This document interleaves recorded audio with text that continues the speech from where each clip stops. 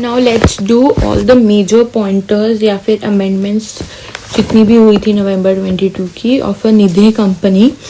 तो निधि कंपनी की सेक्शन है 406। 405 जो सेक्शन है वो तो कोई गवर्नमेंट की स्टैटिस्टिक्स से रिलेटेड वाली है, तो 406 बनती है सेंस। ठीक है, 406 निधि, 406 निधि, 406 निधि, 406 निधि। ठीक है, और सबसे निधि को बोलते हैं म्यूचुअल बेनिफिट सोसाइटी। और सीजी डिक्लेयर करता है उसको। और अगर कोई भी नोटिफिकेशन चेंज वगैरह है तो बोथ हाउसेज और पार्लियामेंट के आगे रखते हैं 30 दिनों के लिए वगैरह वगैरह है। मतलब 30 दिन ठीक है, सीजी का थोड़ा रेफरेंस है। और सेक्शन 406 फिर एक तो इधर जो हमारी अथॉरिटी होगी ना निधि कंपनी में, जिसको हम अपने डॉक्यूमेंट सबमिट करेंगे एंड ऑल दैट, वो होगी रीजनल डायरेक्टर आरडी। तो वो थोड़ा डिफरेंट है।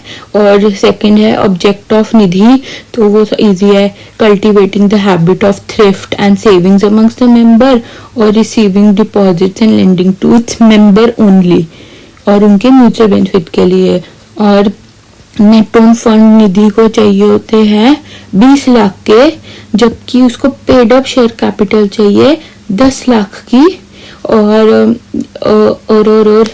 निधि के मेंबर्स मोर देन 200 होने चाहिए। और जो निधि का एनपीए होता है वो मोर देन 12 मंथ अगर अनरियलाइज्ड हो इंटरेस्ट या प्रिंसिपल अमाउंट तब एनपीए होता है। वैसे तो हमारा एनपीएस 3 महीने का होता है, मोस्टली 3 महीने या 90 डेज, बट निधि में 12 महीने का है, तो मोर देन 12। और अगर डाउटफुल एसेट है तो वो मोर देन 2 to 3 है। और अगर वो हमारा लॉस एसेट है तो मोर देन 3 years है। मतलब वो एनपीए मोर देन 2 to 3 है और loss asset more than 3 years है। NPA doubtful loss more than 12, more than 2 to 3, more than 3। ठीक है, जो 12 है वो है इंटरेस्ट इनकम प्रिंसिपल अमाउंट, बाकी नीचे के दो एनपीए मोर देन है। ठीक है, फिर थोड़ा रिपीटेटिव हो गया। और निधि प्रेफरेंस इशू कभी नहीं कर सकती है, निधि के एंड में निधि लिमिटेड यूज होता है। और net owned fund to deposits की रेशियो 1:20 होती है। और जो निधि को ना अनएकम्बर्ड टर्म डिपॉजिट्स रखने होते हैं एटलीस्ट 10%, मतलब जो उसके बाद जितने भी टोटल डिपॉजिट आएंगे उसका एटलीस्ट 10% उसका विदाउट चार्ज होना चाहिए। और ठीक है, बस फिर उसके बाद आता है हमारा पॉइंट मेंबर्स 200 या 200 से ज़्यादा, ये हो गया।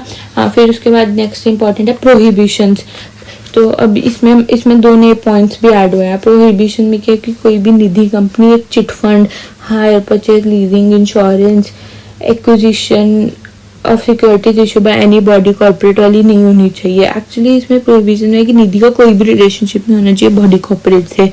वो ये एडिशन नया पॉइंट है, एक्वायर और परचेज नहीं कर सकती securities of any other company और control composition of board of any other company in any manner whatsoever entered into any agreement for change of its management। मतलब कंपनी रिलेटेड कुछ भी नहीं। और एक और पॉइंट है कि वो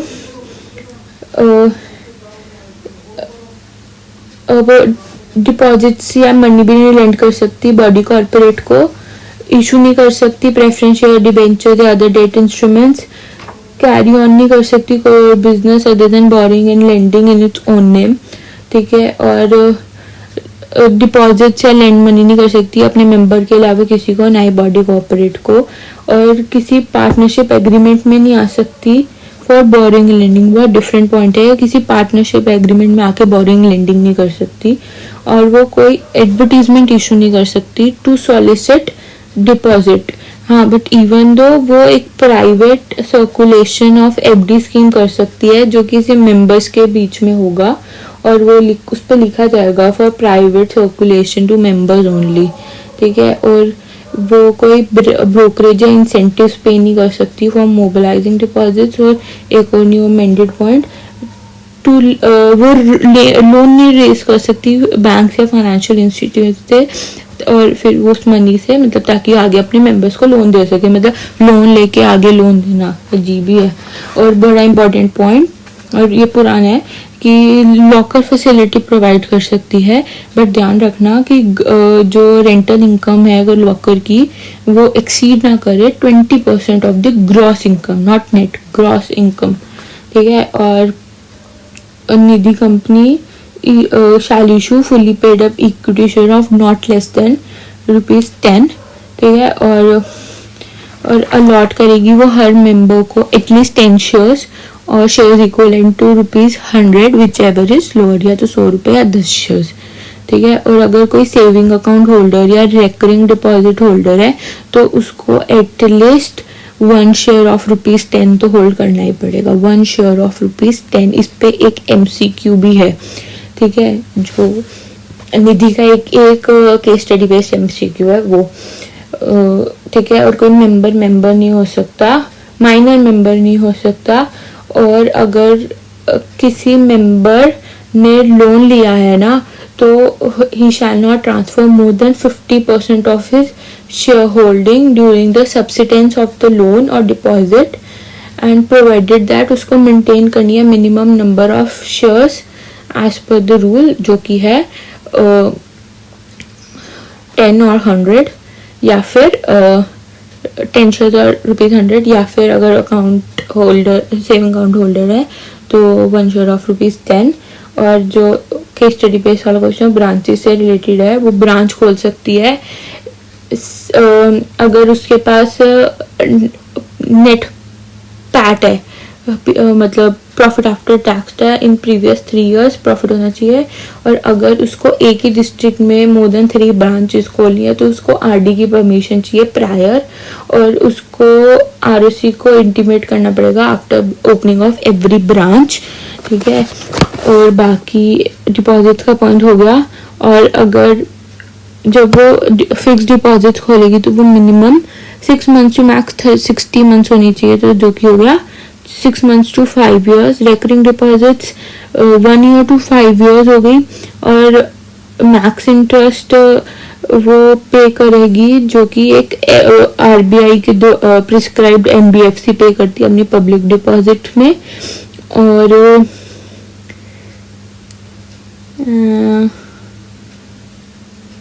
एक सेकेंड, वैसे तो एक निधि कंपनी के जो सेविंग अकाउंट है उसमें आपका कितना भी बैलेंस हो सकता है, बट जिस बैलेंस पे आपको इंटरेस्ट मिलता है ना सेविंग का, वो मैक्स 1 लाख पे ही वो देंगे, 1 लाख से ज्यादा पे वो इंटरेस्ट नहीं देंगे।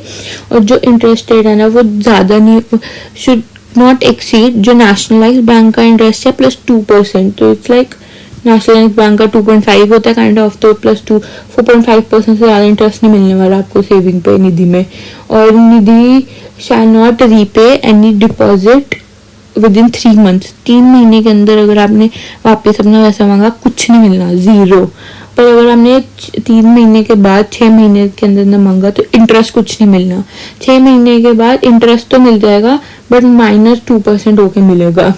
पर अगर डेथ होगी डिपॉजिटर की तो आपको जितना इंटरेस्ट मिलना चाहिए था उतना ही मिलेगा, मतलब वो 2% नहीं कटेगा आपका। तो एक होगा 3 महीने पे नथिंग, 3 से 6 महीने पे नो इंटरेस्ट बट पैसे मिल जाएंगे, 6 महीने के बाद 2% काट के इंटरेस्ट। पर डेथ हो गई तो बिना कटे भी मिल जाएगा, बिना इंटरेस्ट कटे भी मिल जाएंगे पैसे। तो 3 महीने में कुछ नहीं मिलने वाला। और जो हम वो देखते हैं ना अनकम्बर टर्म डिपॉजिट, उसकी एटलीस्ट 10% होनी चाहिए। तो उसमें हम जो डिपॉजिट का अमाउंट देखेंगे ना वो outstanding at the close of business of the last working day of the second preceding month, 2 महीने पहले का लास्ट वर्किंग डे का डिपॉजिट बैलेंस देखेंगे, ठीक है। और जो लोन की भी लिमिट है निधि की, कि निधि कितना लोन देगी अपने मेंबर्स को, पर मेंबर को कितना लोन की लिमिट है उसकी दे सकती है। तो अगर उसको depends on the total deposit कितनी है निधि के पास, कि total deposit from all the members, total deposit कितनी है। अगर लेस देन 2 करोड़ है तो सिर्फ 2 लाख मिल सकते हैं, 2 अगर 2 लाख टू 2 करोड़ है तो 7.5 लाख दे सकती है, 20 to 50 है तो 12 lakhs, more than 50 है तो 15, तो 2, 7.5, 12, 15, 2, 7.5, 12, 15, 2, 7.5, 12, 15, और लिमिट है less than 2, 2 to 20, 20 to 50, more than 50, 2, 2 to 20, 20 to 50, more than 50। और अगर निधि के पास कोई प्रॉफिट्स नहीं है इन लास्ट 3 प्रीवियस ईयर्स तो ये लोन की लिमिट 50% हो जाएगी। और loan can be given to members only against security, security is very important. और जो कि गोल्ड, सिल्वर या फिर एक ज्वेलरी होगी उसका repayment period does not exceed 1 year. मतलब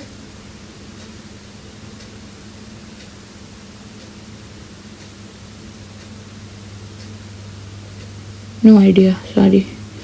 ठीक है। और इमूवेबल प्रॉपर्टी भी एज अ सिक्योरिटी दे सकते हो provided that repayment period is less than 7 years. और जो लोन मिलेगा ना वो less than 50% of the value of immovable property. मतलब इमूवेबल प्रॉपर्टी लाइक 50% से कम, मतलब जितना भी हम मार्जिन देते हो उसके बाद भी वो थोड़ा रिस्क होता है तो इसलिए उससे भी कम लोन पे देते हैं ना, तो इमूवेबल प्रॉपर्टी तो डायरेक्ट 50% से कम हो जाएगी। ठीक है। और अगर इन केस ऑफ, ये बड़ा इंपॉर्टेंट पॉइंट है, अगर in case of joint share holder है ना, लोन सिर्फ उस बंदे को मिलेगा, उस मेंबर को मिलेगा जिसका नाम सबसे पहले आ रहा है रजिस्टर ऑफ मेंबर्स पे। और अगर in case of loan against FD है, the period of loan shall not be more than unexpired period of FD. कि एफडी आपकी मैच्योर हो गया, आप घर चले गए और लोन रह जाए, तो इसलिए। और जो return of rate of interest on loan by Nidhi है ना, मतलब वो कितना आपसे इंटरेस्ट लेगी वो एक्सीड नहीं करना चाहिए हाईएस्ट रेट ऑफ रिटर्न जो निधि आपको देती है आपकी डिपॉजिट पे प्लस 7.5%। मतलब निधि अगर आपको दे रही है 3% प्लस 7.5, वो 10.5% से ज्यादा आपसे इंटरेस्ट भी ना ले। कि मतलब आपको देती तो 3 है, आपसे ले 10.5 रही है, मारना है क्या? तो 7.5 याद रखना, 7.5। और उससे पहले एक जगह था नेशनलाइज्ड बैंक प्लस 2%। ठीक है। और जो कि डायरेक्टर होता है वो मेंबर होना चाहिए और उसका टर्म होना चाहिए अप टू 10 कंसेक्यूटिव ईयर्स। और उसकी reappointment only after expiry of 2 years from ceasing to be a director. 2 years का कूलिंग पीरियड होना चाहिए। एक टर्म 10 साल की, फिर 2 साल रुक जाओ, फिर उसके बाद आ सकते हो आप। ठीक है। और डायरेक्टर कंपनीज एक्ट के वो होना चाहिए कि फॉलो करना चाहिए, 164 मतलब फॉलो की होनी चाहिए उसने। और जो डिविडेंड है वो नहीं दे सकती more than 25%, max 25%, less than और इक्वल टू 25%। और जो ऑडिटर है, इंडिविजुअल ऑडिटर एक टर्म 5 साल, audit firm 2 term of 5 years. ठीक है। और रीअपॉइंटमेंट होती है आफ्टर एक्सपायरी ऑफ 2 ईयर, 2 साल का कूलिंग पीरियड है।